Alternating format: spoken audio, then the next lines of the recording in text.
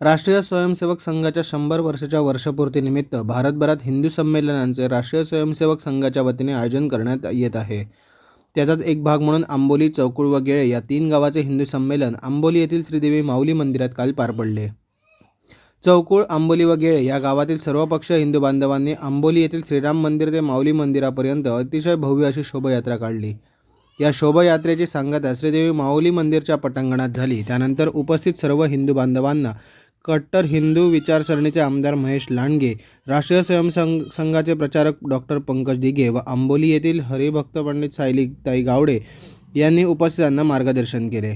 यावेळी मोठ्या प्रमाणात हिंदू बांधव एकवटले होते. आमदार महेश लांडगे यांनी आपल्या भाषणात चौकुळ, आंबोली व गेळे या तीनही गावाची जमिनीच्या संदर्भात असलेली भूमिका ही अतिशय कौतुकास्पद असून मी ज्या ज्या ठिकाणी जाईल त्या त्या ठिकाणी आंबोली, चौकुळ, गेळे गावचे उदाहरण देईन असे सांगितले.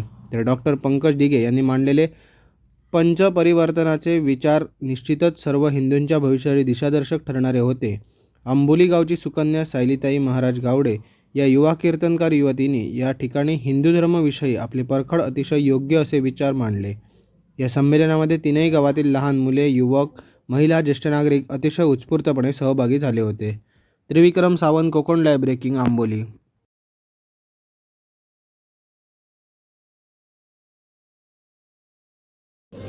विचारांची प्रचिती आहे. सर्व धर्म समभाव म्हणतात ना, त्यांच्यापासून सावध राहा.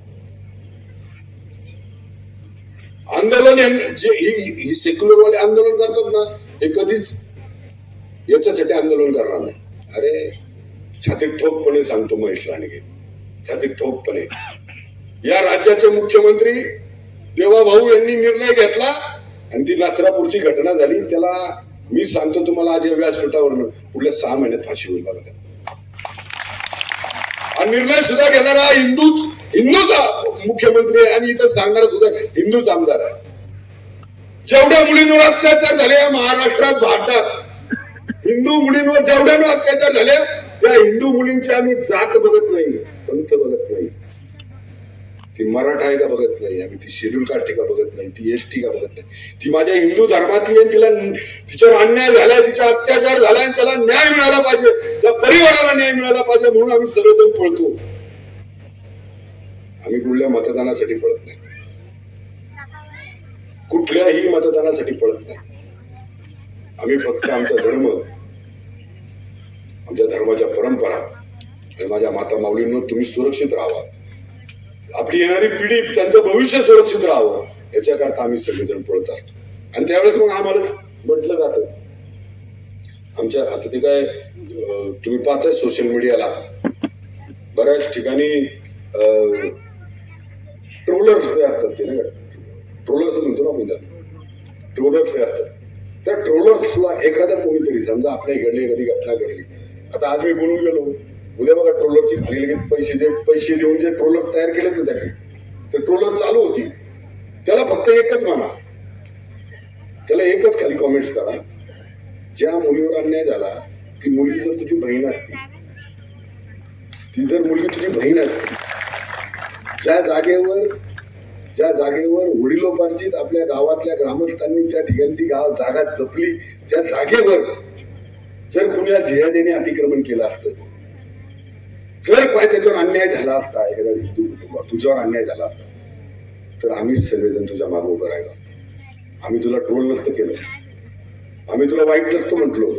तुझी घरातली मुलगी ती माझी मुलगी, तुझी बहीण ती माझी बहीण, तुझी आई ती माझी आई, या भूमिकेत आम्ही आलो होतो पुढं. कारण माझा धर्म सांगतो परत स्त्री माते समान, परत स्त्रीला सुरक्षित ठेवायचं जर आपल्याला धर्माने शिकवलं असेल, माझ्या राजाने सांगितलं रे, छत्रपती शिवाजी, परत स्त्री झाली तर तिच्या समोर नतमस्तक व्हा, तिला द्या, तिला पण सुरक्षित.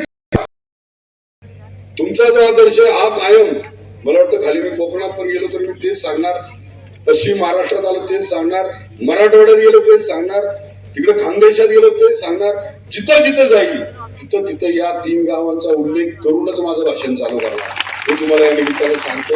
आपण बराच वेळ बसलाय आपल्या सगळ्यांच्या, म्हणजे जवळजवळ 4 वाजता तुम्ही चालू केलं, आता 9:30 झाले. आपल्या सगळ्यांच्या कडनं अपेक्षा एवढीच माझी व्यक्त करतो एवढीच रक्षित करतो. जाता जाता माझे एक ओळ अशी राहील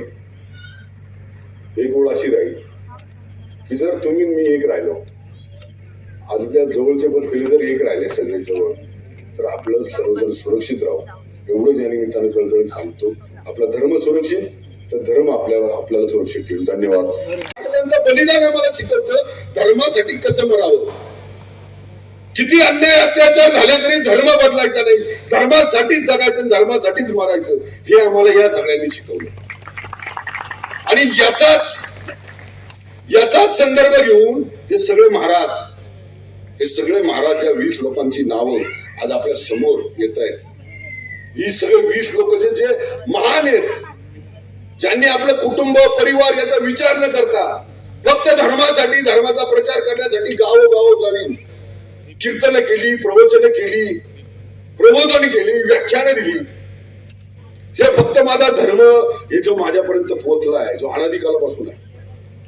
अनादिकालापासून तो धर्म माझ्या शेवटच्या घटकापर्यंत पोहोचला पाहिजे, त्या धर्माच्या परंपरा शेवटपर्यंत पोहोचल्या पाहिजे, याच्याकरता त्यांचं सगळ्यांचं योगदान आहे. अरे हरिभक्तपरायण संग्राम बापू ज्या गावात जातात कीर्तनाला, प्रवचनाला, ज्या गावात जातात ती ताई सांगेल. त्यांनी कधी असं म्हटलं नाही मुस्लिम धर्मांच्या विरोधात, असं कधी कथन केलं नाही. त्यांनी फक्त हे सांगितलं की माझी मुलगी, माझ्या कुटुंबातली, माझ्या हिंदू धर्मातली, प्रत्येक समाजातली मुलगी जर सुरक्षित राहिली पाहिजे तर काय केलं पाहिजे, जर तिच्यावर अन्याय होत असेल तर काय केलं पाहिजे.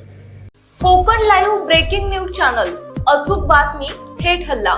कोकणातील ज्वलंत प्रश्नावर मर्मभेदी लिखाण करून सत्य मांडणारे निर्भीड चॅनल. लाईक करा, सबस्क्राईब करा आणि फॉलो करा.